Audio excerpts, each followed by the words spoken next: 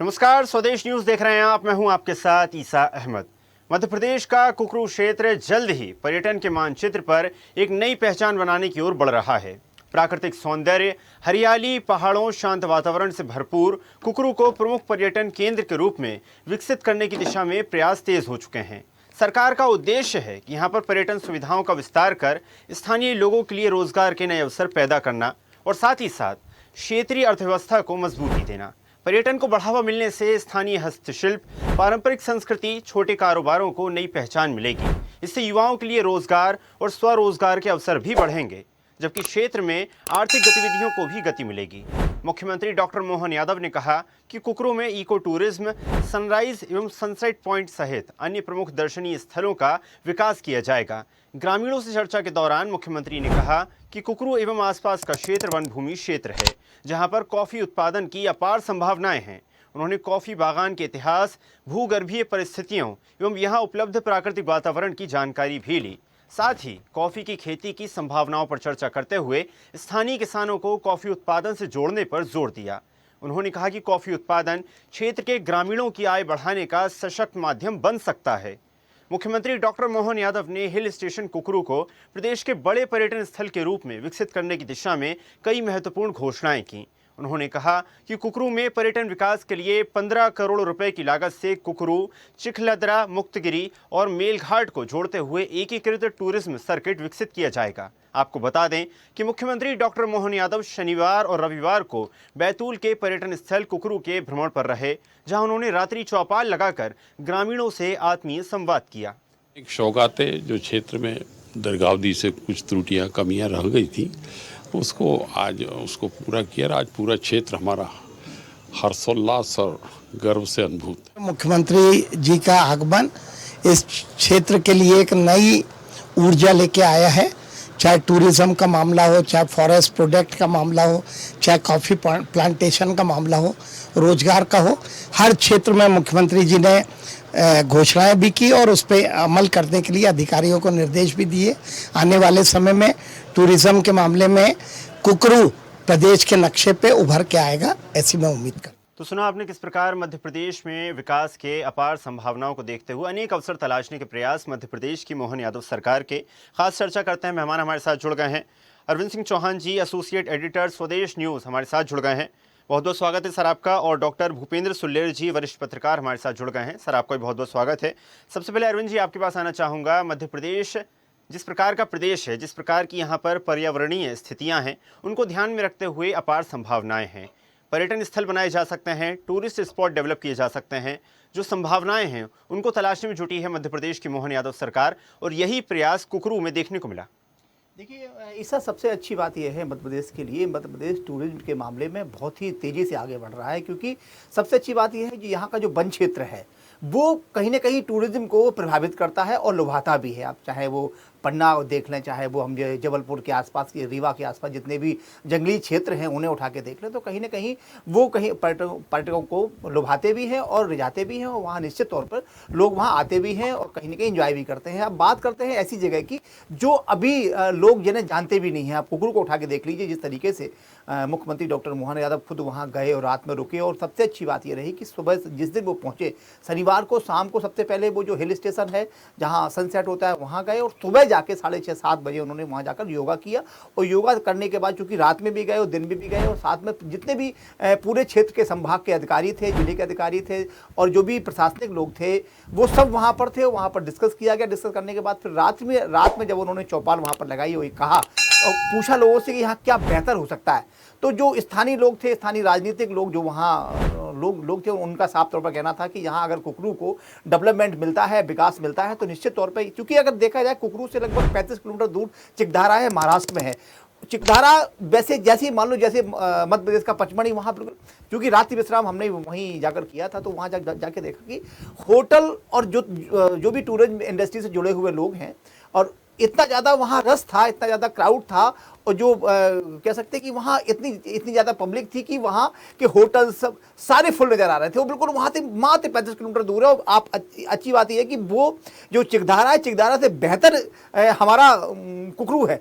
तो ये ध्यान में रखते हुए कहीं ना कहीं डॉक्टर मोहन यादव ने सोचा कि कुकरू को डेवलपमेंट दिया जाए। क्योंकि वहाँ कॉफ़ी का भी बहुत अच्छा उत्पादन है। उन्होंने 10:30 बजे कॉफ़ी के जो पौधे थे उनका अवलोकन किया, कॉफ़ी की खेती को अवलोकन किया।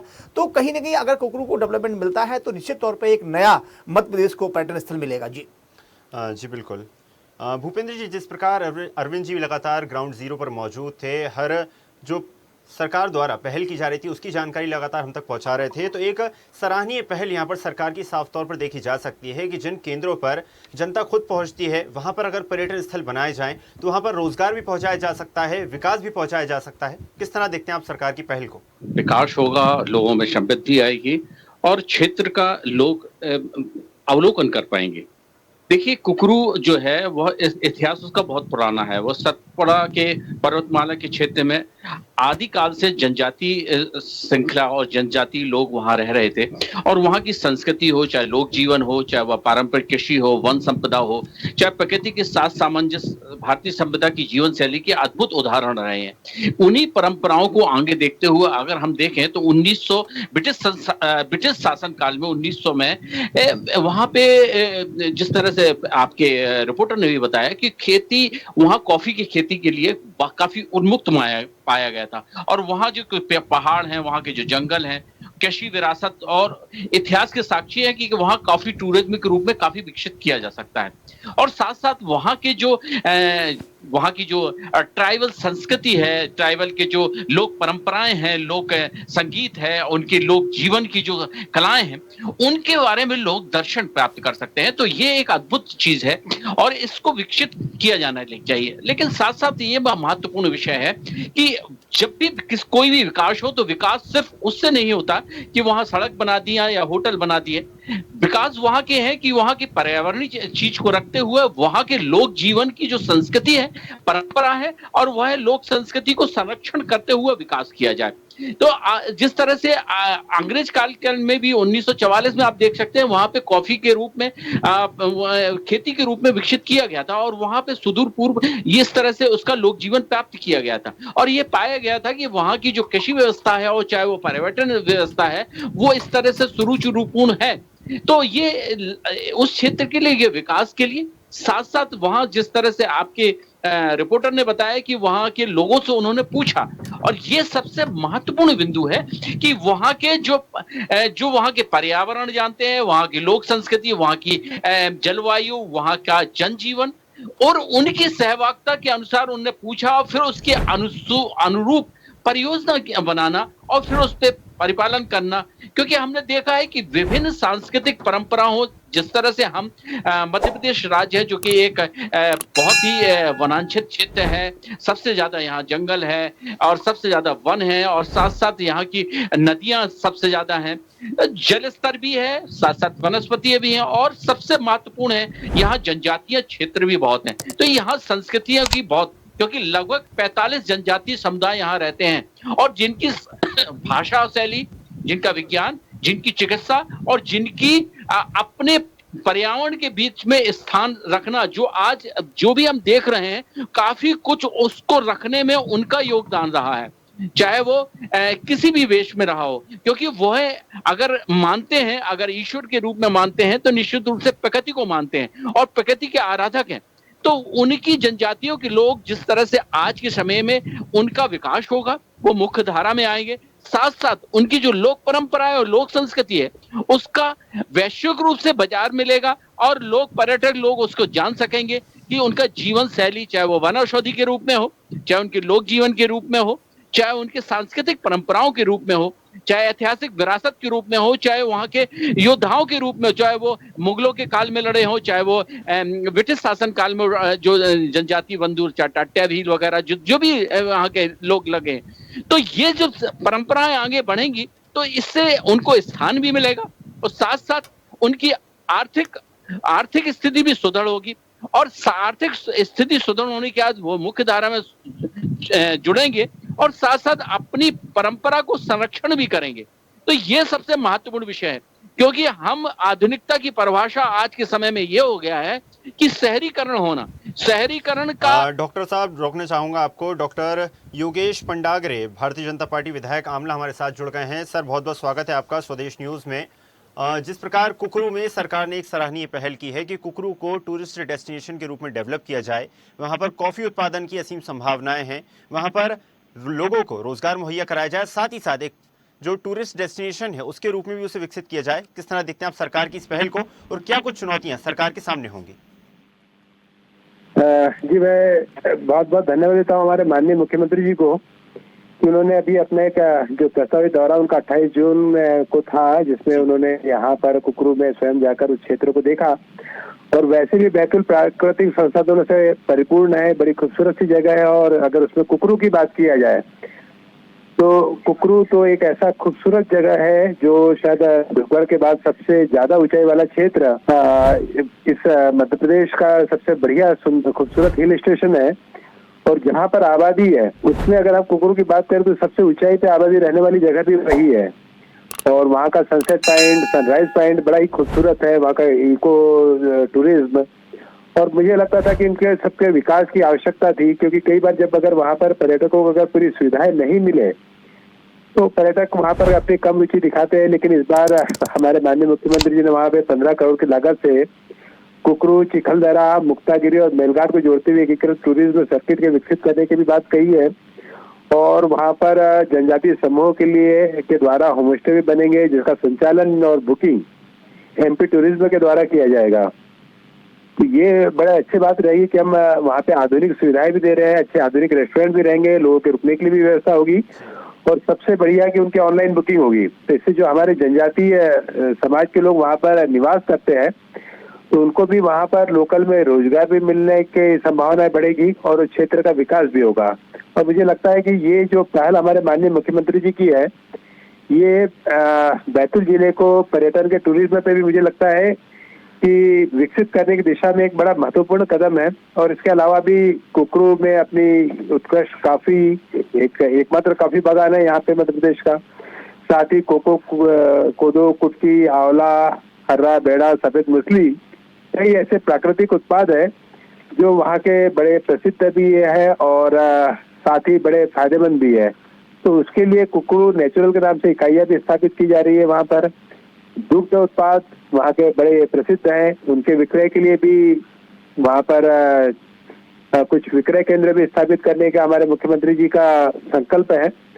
और इसके अलावा कुछ जो बुनियादी आवश्यकताएं थी कि कुछ सड़कों के लिए भी उन्होंने वहाँ पे घोषणा की है। वेलनेस सेंटर भी बनेगा, जामुखेड़ा में भी 70 लाख रुपए की एक सड़क का निर्माण है, लोक लद्री में 40 लाख रुपए की लागत से एक पुलिया है, कसई से भेलिया कुंड तक के 85 लाख रुपए की लागत से एक सड़क निर्माण है। साथ ही कुछ बालिका छात्रावास कामला में 1 करोड़ 20 लाख की लागत से बनने वाला है तथा कसई में एक शासकीय उचित मूल्य की दुकान का निर्माण भी है। तो कई ऐसी चीजें इस बार हमारे मुख्यमंत्री ने ऐसी सौगातें दी है, मुझे लगता है कि उनका यहाँ पर जो इस बार जो दौरा रहा बड़ा सकारात्मक रहा और उस क्षेत्र को के विकास के लिए मुझे लगता है कि एक नया आयाम विकसित करेंगे।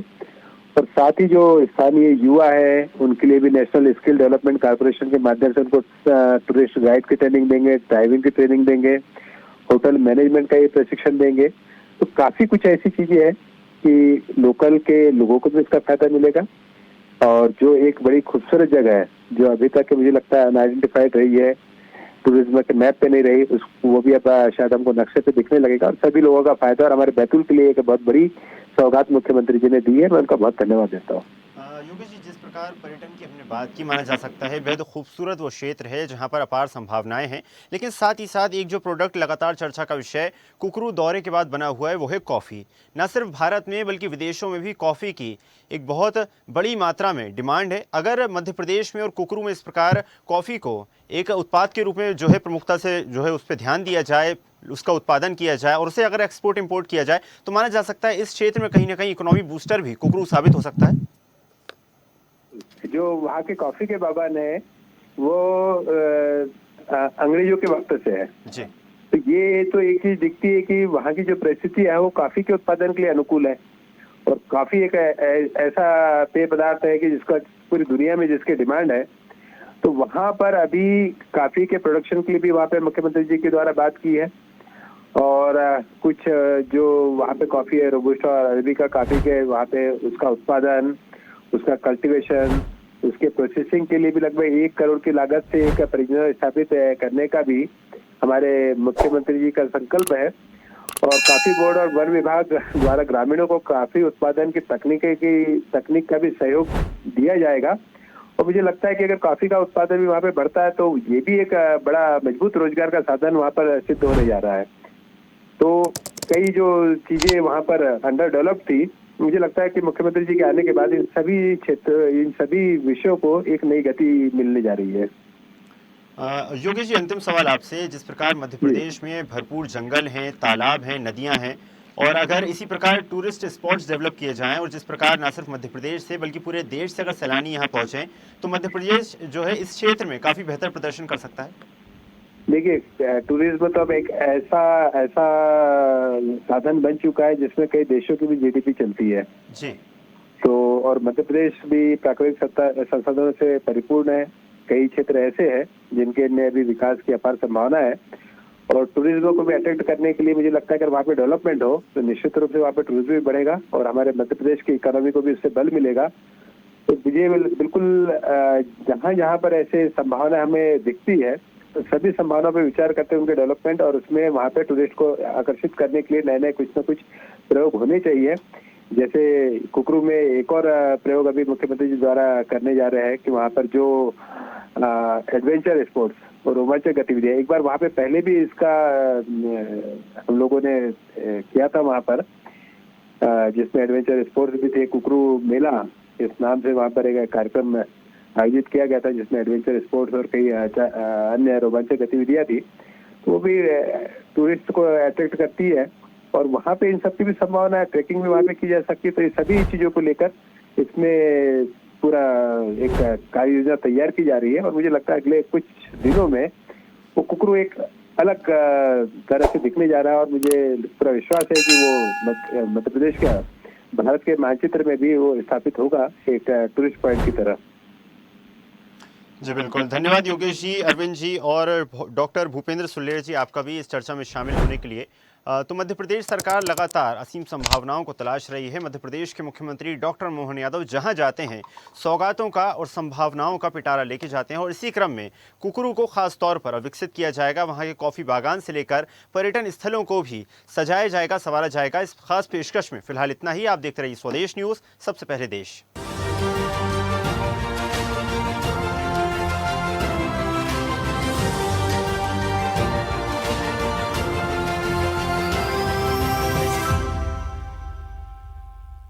ऐसे ही वीडियोस के लिए लाइक करें, शेयर करें, फॉलो करें। YouTube पर जाकर सब्सक्राइब कर बेल आइकन दबाना ना भूलें और ताजा अपडेट्स के लिए swedeshlive.com पर जरूर जाएं।